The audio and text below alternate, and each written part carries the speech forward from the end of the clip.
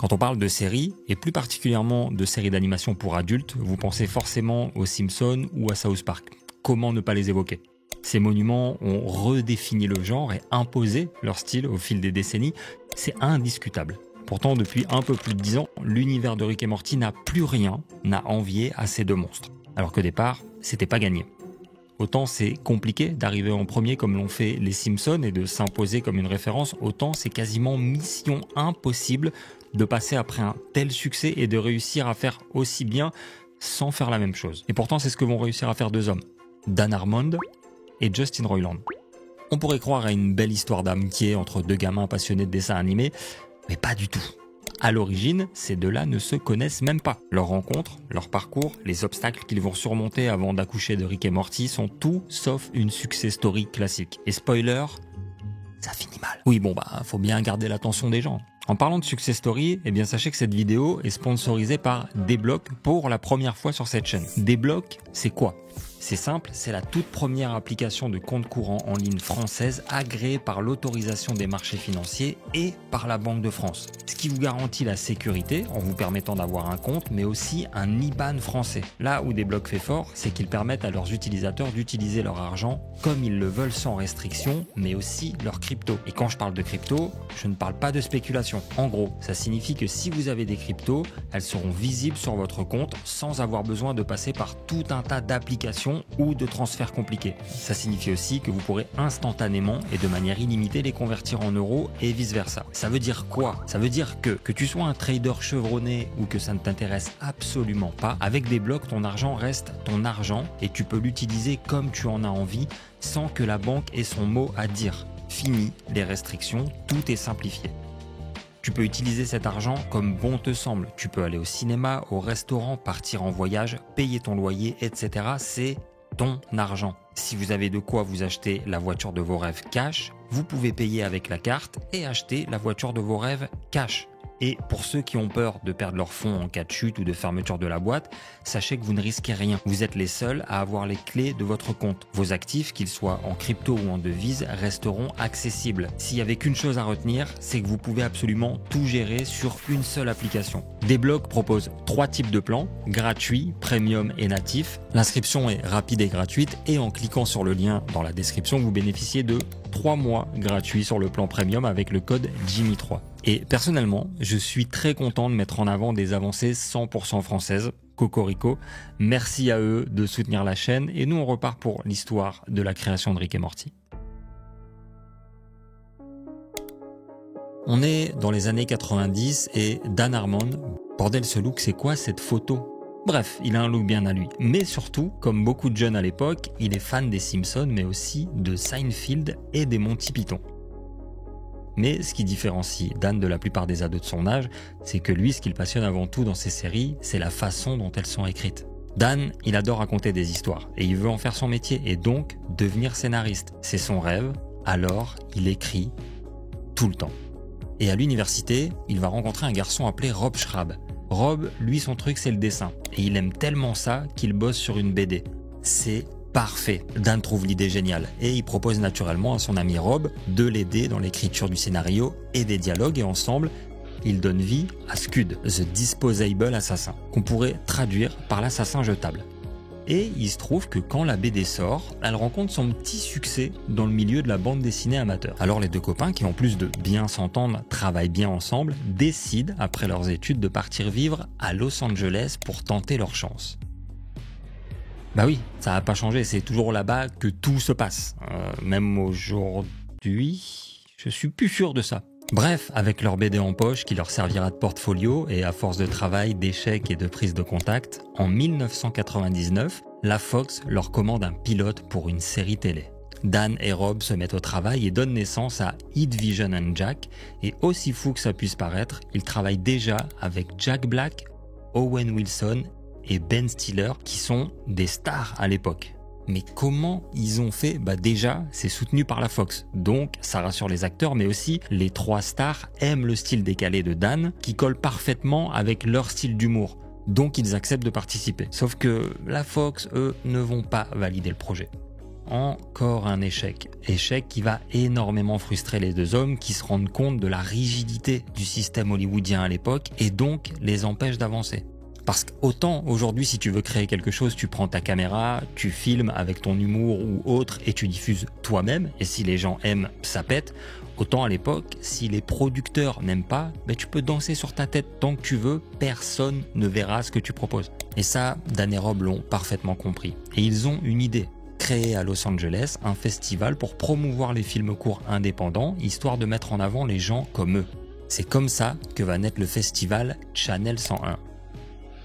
Festival qui va permettre à ceux à qui les grands de ce monde n'ont pas donné leur chance de se faire connaître et surtout de nouer des contacts. Mais attention, pendant ce temps-là, Dan et Schrapp continuent d'écrire et de proposer leurs idées et à force de persévérance, Dan réussit à convaincre Sony Pictures Television et la NBC de produire une série qu'ils ont écrite. Une série appelée Community, inspirée du vécu des deux hommes à l'université. Bon, on en verra à peine la couleur en France sur NRJ12, mais elle aura son petit succès aux États-Unis en 2010. Mais Dan, il a un énorme problème. Il est trop perfectionniste. On dirait pas là, ok, mais croyez-moi, il est perfectionniste. Il veut tout le temps améliorer ou retoucher certaines scènes ou certains dialogues. Et les producteurs, eux, ils ont pas le temps. Faut sortir des épisodes. Du coup, Dan, ça l'énerve de devoir sortir des épisodes qu'il trouve nuls ou perfectibles. Et ça le stresse beaucoup, même jusqu'à se répercuter sur sa santé, le faisant même plonger dans l'alcoolisme et la dépression. Ça part loin. La seule chose de vraiment stable dans la vie de Dan Harmon à ce moment-là, c'est le fameux Festival 101 qu'il a cofondé avec Rob. Ça, c'est son bébé. Et c'est là-bas qu'il va rencontrer un mec appelé Justin Roiland, un habitué qui présente toujours des nouveaux courts-métrages au style très... And your daughter. I don't know what to do. I want to make up with my boyfriend and have a baby. No! On aime ou on n'aime pas. Et Justin Roiland, à cette époque, a 25 ans et il est passionné d'animation et d'humour. Surtout d'humour noir et absurde. Ça fait déjà quelques années qu'avec des potes à lui, ils font des sketchs. Ils tournent des petites vidéos, tout ça, mais leur but, c'est que ces vidéos soient vues par d'autres personnes que leur entourage ou leurs voisins. Bah ouais, sinon c'est pas drôle. Et c'est comme ça qu'ils vont tomber sur le site du festival Channel 101. C'est YouTube avant YouTube. Et Justin, au-delà des sketchs qu'il fait avec ses potes, il a une passion et un talent pour l'animation. Bon, c'est vrai que quand je vous dis talent, en voyant ça, vous vous demandez si je me fous pas de votre gueule, mais je parle pour un amateur qui travaille tout seul dans sa chambre à l'époque. Et je rappelle qu'on est en 2005-2006, il n'y a pas 6 millions de tutos sur internet, donc il doit apprendre tout seul à maîtriser un logiciel appelé Adobe Flash. Mais si Adobe Flash, pour ceux qui se souviennent de ces petits dessins animés, ça, c'est fait avec Adobe Flash. C'est pas trop compliqué, c'est rapide, gratuit et surtout ça permet d'être autonome. Quoi de mieux pour un indépendant? Bref, Justin, en réalité, il n'a pas vraiment l'ambition d'en faire son métier. Lui, il veut juste s'amuser, alors il participe au concours en proposant tout un tas de sketchs. Et il se trouve que parmi toutes ces petites séries d'animation, Justin en a une qui s'appelle The Real Animated Adventure of Doc and Marty. Normalement, là vous commencez à capter. Pas besoin d'être un génie pour comprendre qu'il s'agit d'une parodie non officielle de la trilogie Retour vers le futur. Avec Doc et Marty. Doc et Marty, Rick et Morty, est-ce que j'ai encore besoin de vous faire le lien? Et cette parodie a l'humour très spécial. Yes, Marty. It's the only way to fix our time travel car. You have to lick my balls, Marty. The saliva needs to be warm and fresh. Va taper dans l'œil de Dan. C'est décalé, absurde, borderline, c'est tout ce qu'il aime. J'ai oublié de le préciser, c'est peut-être nécessaire, mais à ce moment-là, on est en 2006, bien avant que Dan ne travaille sur Community. Et pendant 6 ans, de 2006 à 2012, Justin et Dan travaillent dans leur coin. Ils se connaissent à peine. Ce qui va les réunir définitivement, c'est un coup de téléphone de la part d'Adult Swim. Adult Swim, c'est comme un label de production qui appartient à la chaîne Cartoon Network, mais qui pour le coup s'occupe plus du contenu mature, comprenez des dessins animés plus trash, plus adultes. Donc, un jour, Adult Swim appelle Dan Harmon parce qu'ils ont besoin d'une série pour remplir leur grille. Et il lui demande s'il a quelque chose sous la main. Et alors que ça fait 6 ans, c'est long, 6 ans, Dan va se souvenir de ce dessin animé bizarre là. Et il va proposer à Justin de l'adapter en série avec quelques modifications quand même, histoire de pouvoir être diffusé à un plus large public, échapper aux droits d'auteur, mais surtout afin de pouvoir développer une histoire propre aux deux protagonistes. Et boum, le doc devient Rick, un scientifique de génie cynique et alcoolique dont les limites sont très souvent discutables.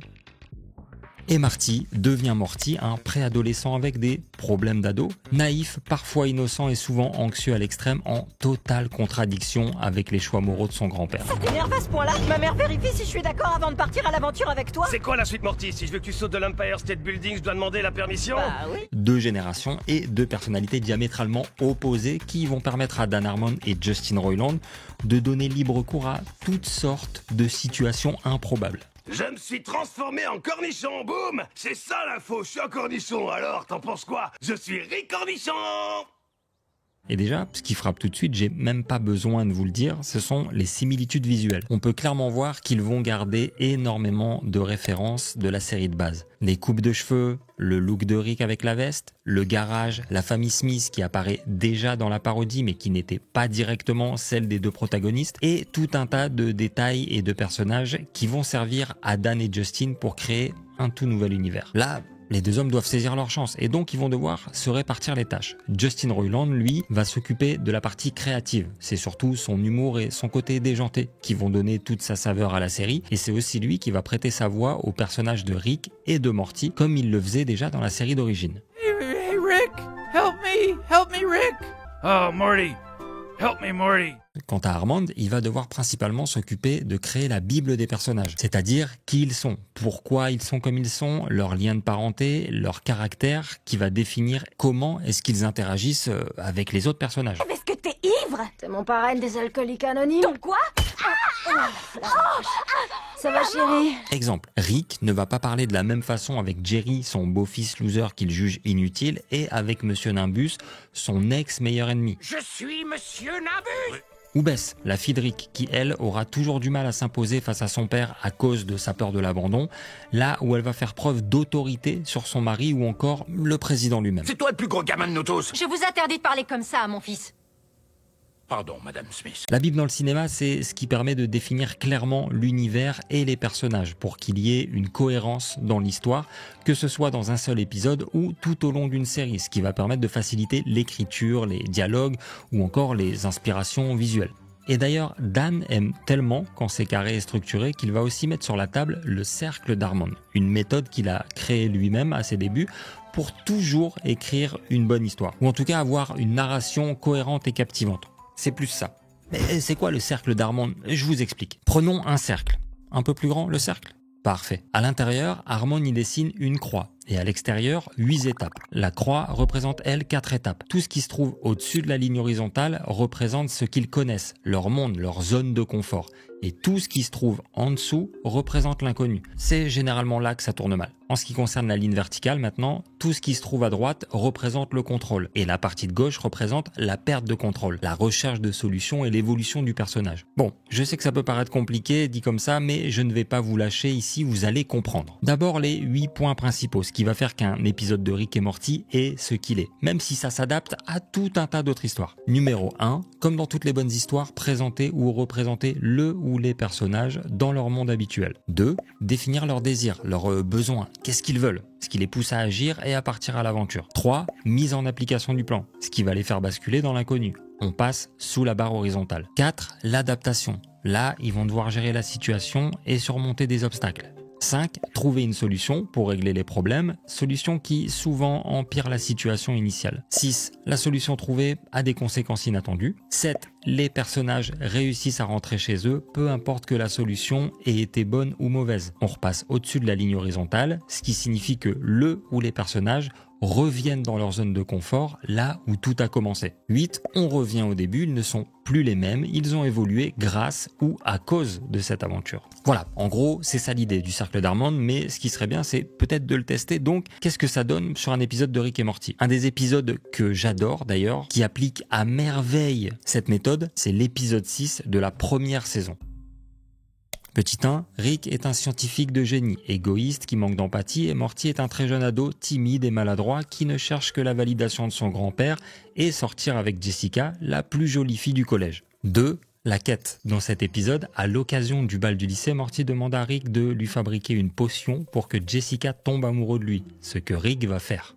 3. Morty applique le plan, il donne la potion à Jessica, mais comme elle est malade et qu'elle éternue, elle transmet les bienfaits de la potion à tous les élèves. On passe sous la barre de l'inconnu. 4. Le monde entier est amoureux de Morty car la potion s'est accrochée au virus de la grippe, donc Morty est en danger et Rick vient pour le sauver. 5. Rick, croyant contrôler la situation, crée un antidote chimique à l'opposé de sa potion avec de l'ADN de menthe religieuse, prétextant que cette espèce ne ressent pas du tout l'amour puisqu'elle tue leur partenaire. 6. On bascule du côté de la perte de contrôle et le nouveau virus de Rick transforme tous les habitants atteints par le virus en menthes religieuses géantes qui deviennent cette fois assoiffés du sang de Morty et souhaitent le tuer. Où est Morty? Ce qui pousse le vieil homme à inventer encore un antidote qui va finalement changer toute la planète en monstre de Cronenberg. 7. À la fin, leur monde est devenu inhabitable. Alors, Rick décide d'abandonner cette planète pour aller vivre dans une autre dimension où leurs versions viennent de mourir. Ah, ok, Morty, on y est. Oh la vache, Rick, c'est nous ça? On est mort? Calme-toi, d'accord? Morty, On aurait dû écoute-moi avancer. maintenant. Et 8. Rick et Morty se retrouvent obligés d'enterrer leurs cadavres dans le jardin, ce qui va entraîner un changement de comportement de Morty et tout un tas de conséquences sur les épisodes à venir, là où Rick est trop vieux, trop nihiliste et borné pour opérer la moindre remise en question. Voilà, désolé si j'ai pris un peu de temps pour vous expliquer ça, mais c'est le genre d'outil que j'adore et qui peut servir à tout le monde, donc je voulais vraiment vous le partager, et qui sait, peut-être que parmi vous se trouve le prochain auteur d'une série ou d'un film incroyable. On sait jamais. Mais revenons-en à Adult Swim. Adult Swim, ils ont envie d'une série, mais pour être sûr de ne pas se tromper, ils vont réclamer d'abord un épisode pilote. Un épisode pilote, c'est un épisode qui donne le ton et qui permet aux producteurs ou aux chaînes de télévision de savoir si oui ou non elles achètent. Alors, Dan et Justin vont mettre le paquet, et surtout ils ont très peu de temps pour saisir leur chance, tellement peu de temps qu'ils ne vont pas dormir et écrire l'épisode 1 en une nuit et présenter le script le lendemain.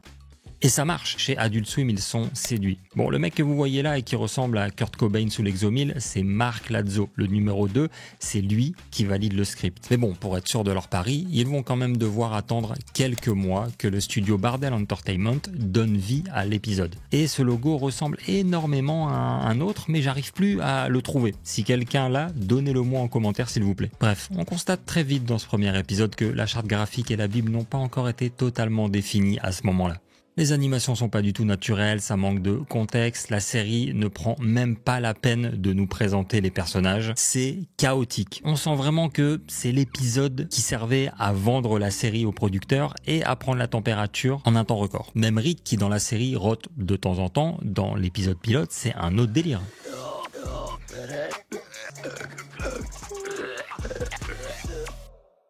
Faut clairement pas être éructophobe. Et ça se sent que j'ai voulu placer un mot un peu élaboré, mais ça sonne pas bien chez moi. Et ça, c'est à cause de Justin. Non seulement parce qu'il rote souvent quand il enregistre, mais aussi parce qu'il adore l'improvisation. Ce qui va donner vie à plusieurs épisodes cultes comme ceux du câble interdimensionnel. Homme contre voiture, votre toute nouvelle émission dans laquelle s'affrontent un homme et une voiture. Le monde est une jungle où les hommes bodybuildés sont plus bodybuildés que jamais. Allez tout de suite sur notre site vraifauxsport.com. Vous y trouverez un large choix de faux sport. Ah, si vous aimez Rick et Morty, vous aimez forcément ces épisodes. Pour ceux qui ne connaissent pas, ce sont des épisodes qu'on pourrait appeler à sketch. Des épisodes à sketch, ça veut dire des épisodes qui contiennent plein de mini-sketchs ou de mini-épisodes qui pourraient clairement être des épisodes à eux seuls. Mais la série en a décidé autrement. Et ben ces épisodes-là viennent en grande partie du talent d'improvisation de Justin qui un soir s'est mis à enregistrer plein de répliques sans réfléchir et qui les a données aux équipes d'animation pour voir s'ils pouvaient exploiter le truc et ça marche. Mais revenons-en à Adult Swim, qui trouve que la série a un énorme potentiel et donc commande plusieurs autres épisodes supplémentaires, épisodes qui vont cartonner. Plus d'1 million de téléspectateurs pour le premier épisode et 1,5 million pour le second. C'est énorme, surtout pour une chaîne payante. Si t'as pas un abonnement à une chaîne câblée qui diffuse Adult Swim, c'est mort. Et vu que les chiffres sont bons et ne font que grimper, la chaîne ne se prive pas pour décider de commander plusieurs saisons pour le plus grand bonheur de Dan et Justin. Et ça y est, la machine est en marche, tout se passe à merveille et forcément le nombre de personnes qui travaillent sur la série augmente drastiquement pour plus d'efficacité et surtout pour continuer de trouver des idées et améliorer la série. Ce qui veut dire que Dan et Justin vont être obligés de se professionnaliser. C'est une bonne chose. Et pour Dan Harmon, qui a déjà travaillé dans ces conditions, qui a l'habitude, aucun souci. Mais pour Justin Roiland, vous allez voir que c'est pas aussi simple. On revient là-dessus juste après. En attendant, pour le moment, de saison en saison, la série va devenir de plus en plus culte et populaire, notamment en intégrant tout un tas de références du monde réel et de la pop culture, justement, à leurs aventures. Saw, Alien, Cloud Atlas, Mad Max. D'accord, mais pas parce que tu me le demandes. Un de mes épisodes préférés. Mais faire ça, ça renforce surtout le sentiment de proximité avec le téléspectateur. Et en faisant ça, la série se rapproche de ses mentors, qui ne sont autres que les incontournables Simpson, Futurama et South Park. Oui, Morty, j'ai déjà vu ça dans Futurama. Ah, donc tu fais rien, à moins que tu sois le premier à le Le faire. voyage temporel, c'est non. C'est une consécration pour les deux hommes qui n'auraient jamais osé imaginer un succès aussi puissant et durable que celui-là. Mentor avec qui ils vont collaborer en 2015, tellement la série cartonne, et ça aussi Dan et Justin ne l'auraient jamais imaginé. Faut quand même être assez big pour que l'équipe de Matt Groening vous invite sur son canapé, mais l'équipe des Simpsons a bien compris qu'il fallait composer avec l'équipe de Rick et Morty, et vu que leur humour noir et absurde colle parfaitement avec la famille la plus connue de Springfield, ils y voilà l'occasion de toucher un public plus jeune et de réaliser un crossover qui deviennent d'ailleurs des références en matière d'intro. Et boum, 1 minute 34 de plaisir où, comme à leur habitude, Rick et Morty font de la merde, mais cette fois-ci en tuant la famille la plus célèbre des États-Unis,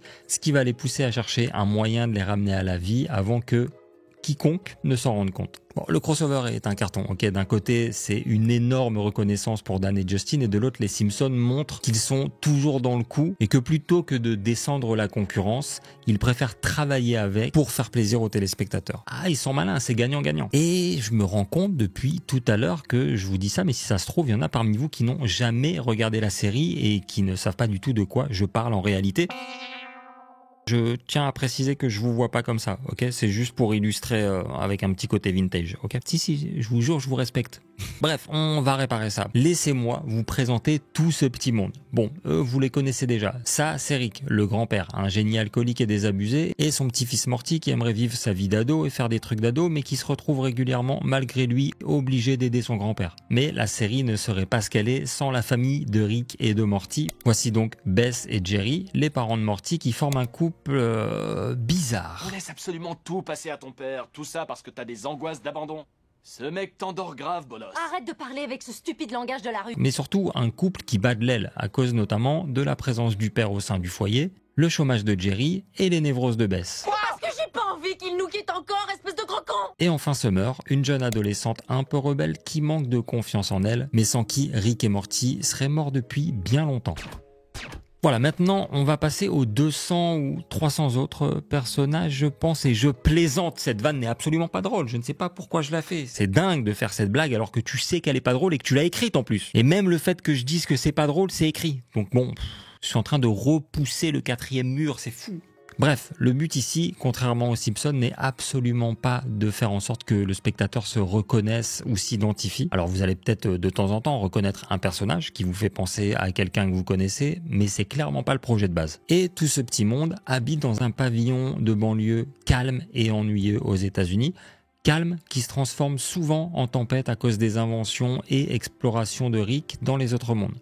Tout ça sans que jamais Jerry et Beth ne sachent à quel point Rick emmène leur fils dans des aventures ultra hostiles et discutables. D'ailleurs, en ce qui concerne les autres mondes, la série n'a aucune limite. Combien de temps durent les journées sous cette planète?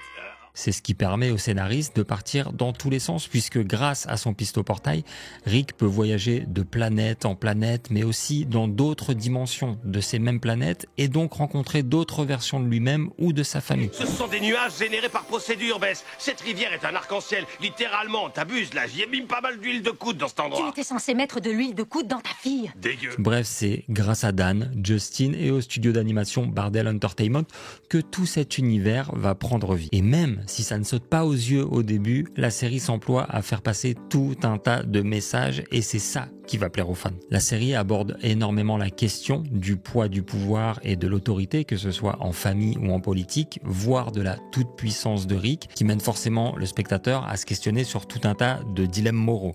Est-ce que cet homme est mort?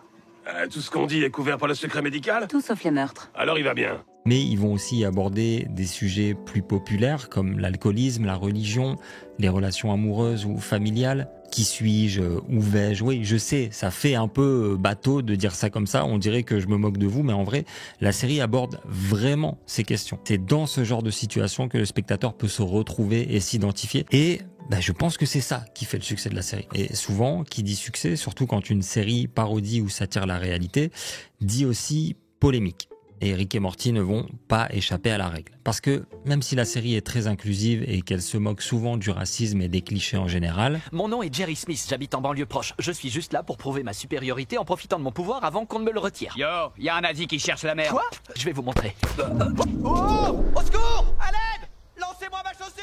Elle a évidemment été critiquée sur tout un tas d'autres choses, et ça dès le début. Par exemple, épisode 2 de la première saison, Rick et Morty atterrissent dans les rêves de Monsieur Goldenfoy, le professeur de Summer, à la façon Inception. Professeur qui visiblement l'imagine en sous-vêtements. Scandale! Épisode 7, Rick achète un robot sexuel à son petit-fils, hop, ça choque les Américains. Scandale! Et tout au long de la série, ça va être comme ça. Dans un autre épisode, Bess couche avec une version d'elle-même, venue d'un autre univers, ça ne plaît pas à tout le monde, surtout aux conservateurs qui accusent la série de faire la promotion de l'inceste. Jerry, j'ai couché avec ta femme. Ou alors je suis ta femme et j'ai couché avec le clone avec qui tu vis. Qu'est-ce que ça fait de nous, la femme la plus saine ou la plus malsaine de l'univers? On t'a déjà dit que t'avais tendance à tout suranalyser? Alors qu'on s'est déjà tous demandé ce qu'on ferait si on rencontrait une version alternative de nous-mêmes. Non? Je suis seul? Ou plus récemment, quand un épisode entier donne vie à une dimension où les personnes d'un monde parallèle qui se suicident deviennent des spaghettis que Rick donne à manger à toute sa famille sans qu'elle ne sache d'où elles proviennent, malgré le disclaimer au début. Bon, c'est vrai qu'à première vue, ça peut sembler absurde. D'ailleurs, beaucoup y ont vu une critique et une banalisation du suicide et de la santé mentale, alors qu'en vrai, c'est pas du tout ça. Il suffit d'y regarder d'un peu plus près pour se rendre compte que tout l'épisode dénonce clairement la société de consommation et montre que, parfois, le chemin vers l'enfer est pavé de bonnes intentions. Est-ce que ce sont des gens, oui ou non? Salut, moi c'est Roger Wayne Marder. J'ai été un tueur en série cannibale et maintenant je peux me suicider et devenir votre nourriture, ce qui est positif comparé à tout ce que j'ai pu faire de mal. En plus, la série tape sur tout le monde et défend tout le monde à la fois. Et c'est ça que le public apprécie particulièrement. Vous ne verrez jamais de racisme ou de sexisme dans un épisode de Rick et Morty, à moins que ça ne soit pour s'en moquer ouvertement.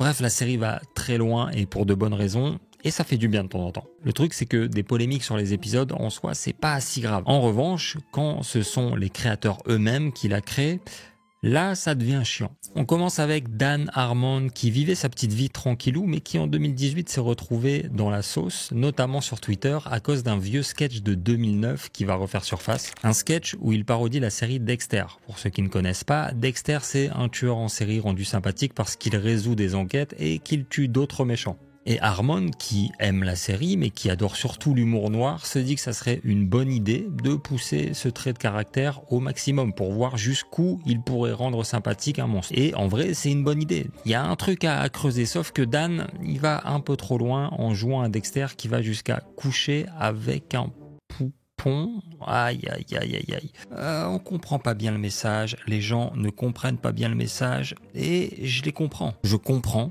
les gens qui ne comprennent pas. Clairement, le sketch est raté. Voilà, la caricature aussi. On peut même dire que c'est mauvais. Résultat, même si la vidéo a déjà presque 10 ans et qu'elle était inconnue, elle va refaire surface et Harmon va se faire démolir jusqu'à quitter Twitter, supprimer son compte et s'excuser platement en reconnaissant son erreur et en expliquant qu'il comprend ce qu'on lui reproche. Mais pour certains, ça suffit pas. Pour eux, il faut absolument supprimer la série. Voilà, c'est pas du tout extrême, les gars. Quant à Adult Swim, eux aussi vont présenter des excuses en expliquant, je cite, « Chez Adult Swim, nous recherchons et encourageons la liberté créative et cherchons à repousser les limites de nombreuses manières, notamment en matière de comédie. Le contenu offensant de la vidéo de Dan de 2009, qui a récemment fait surface, démontre un manque de jugement et ne reflète pas le type de contenu que nous recherchons. Dan a reconnu son erreur à l'époque et s'est excusé. Il comprend qu'il n'y a pas de place pour ce type de contenu ici chez Adult Swim. » Ça, c'est pour Dan.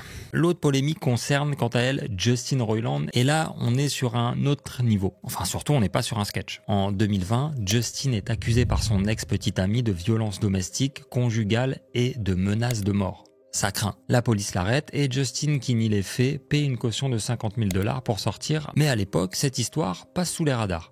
Sauf qu'en 2023, la plainte donne lieu à une audience préliminaire qui, elle, va faire du bruit et être rendue publique. Et au lendemain du mouvement MeToo et des faits qui lui sont reprochés, ça passe pas. Alors, devant la gravité des faits reprochés, Adult Swim décide d'arrêter de collaborer avec Justin. Aïe, c'est une grosse décision et surtout ça va les obliger à trouver de nouveaux doubleurs pour Rick et Morty et ça c'est chiant. Alors, on aurait tous préféré que rien de tout ça n'arrive. Bon après en tant que Français qui regarde la version française ça me dérange absolument pas parce que les doubleurs sont incroyables contrairement à ce que certains disent. Je dirais même qu'ils sont incroyables. Mais pour la VO même si à l'écoute j'entends pas une énorme différence, ça doit faire bizarre et je les comprends. Pourtant vous allez voir que quelque part c'est peut-être une bonne nouvelle. Pourquoi je vous dis ça? Parce qu'en vrai, entre Dan et Justin, avant toute cette histoire, c'est plus trop ça non plus. En fait, au fil du temps, beaucoup de tensions se sont créées et comme souvent dans un couple, y a des hauts, mais il y a aussi des bas. Et entre Justin Roiland et Dan Harmon, tout ça commence à se faire sentir dès 2015. 2015, c'est la saison 2. C'est chaud. Le problème, c'est quoi? Le problème, c'est que comme je vous l'ai dit au début, les deux hommes travaillent de façon très différente. Harmon aime quand c'est structuré, il est perfectionniste, il a besoin de tout contrôler de A à Z, là où Roiland improvise énormément et travaille un peu comme il veut. Et cette façon de faire, malheureusement, ça ne marche que quand tu travailles seul. Avec une équipe, ça peut vite foutre le bordel ou une sale ambiance. Dans une série aussi ambitieuse que Rick et Morty, tu poses une idée sur un script, tu l'envoies au directeur artistique qui te renvoie plusieurs propositions, t'acceptes, tu refuses. C'est vraiment un ping-pong qui prend du temps et qui doit suivre des règles strictes. Et ça, Justin, il aime pas. Il est resté un petit peu cet ado qui fait tout à sa sauce et à son rythme. Et au début, c'est marrant pour les équipes et tout ça, mais à force, ça commence à saouler tout le monde, surtout quand tu commences à avoir des comportements déplacés à cause de la boisson. Alors en plus, quand t'as des délais, un budget, 50 ou 100 personnes qui bossent sur une idée depuis des mois et que tu décides de tout changer au dernier moment, ça finit par agacer et ça devient impossible. Tu peux pas travailler dans ces conditions, mon pote. En plus, Justin, avec le succès de la série, commence à devenir fainéant. Et ça plaît pas beaucoup à Dan. Sauf que là, d'après Dan, Justin va réclamer plus de scénaristes en expliquant que comme ça, ils n'auront plus rien à faire et donc il montre de plus en plus de désintérêt pour la série. Pour ça que je vous dis que c'était peut-être pas une mauvaise chose tout ce qui s'est passé. Résultat, petit à petit, Justin collabore de moins en moins avec les équipes, même s'il continue de faire le doublage des deux héros et c'est Harmon qui va naturellement devenir celui qui dirige la série jusqu'en 2022 où les deux hommes ne se parlaient déjà plus du tout. Et donc du coup 2023 et la polémique autour des violences conjugales de Justin vont venir enfoncer le clou et mettre fin à toute collaboration entre les deux hommes et Adult Swim. C'est triste, mais ça arrive. À partir de là, beaucoup de questions vont se poser en interne comme pour les spectateurs. Est-ce que la série va pouvoir fonctionner aussi bien sans le grain de folie de Justin Roiland? Tout ça va beaucoup inquiéter Adult Swim, Dan et les équipes, mais en réalité Justin était tellement peu présent depuis un moment dans la conception des épisodes que son départ ne va avoir aucune incidence négative ou visible jusqu'à aujourd'hui. Les équipes ont suffisamment saisi l'essence même des personnages et de la série pour éviter la catastrophe et qu'une rupture ne se fasse avec les fans, donc tout va bien. Certes, elle, comme ses prédécesseurs, ont subi la foudre de la cancel culture à cause de certains dialogues ou certaines scènes jugées choquantes, mais de manière générale, la recette actuelle fonctionne extrêmement bien et permet à chaque spectateur, peu importe ses idées, d'apprécier la série. Pour le coup, je suis pas sûr d'être à l'aise avec ce genre de coup bas. Ce genre de coup bas, Morty, on vient littéralement d'être sauvé par Jésus-Christ. Dis-moi en quoi c'est irrespectueux exactement. Quoi qu'il en soit, je pense, à titre personnel, que Rick et Morty est probablement une des meilleures séries animées de tous les temps. Si vous aimez les Simpsons, American Dad, Family, Futurama, etc., vous devriez adorer. On y retrouve énormément de personnages attachants et de situations qui font qu'on se pose tout le temps des questions et c'est une source de ref infinie. Avec ma copine, des fois on parle qu'en dialogue de la série tellement tout est culte.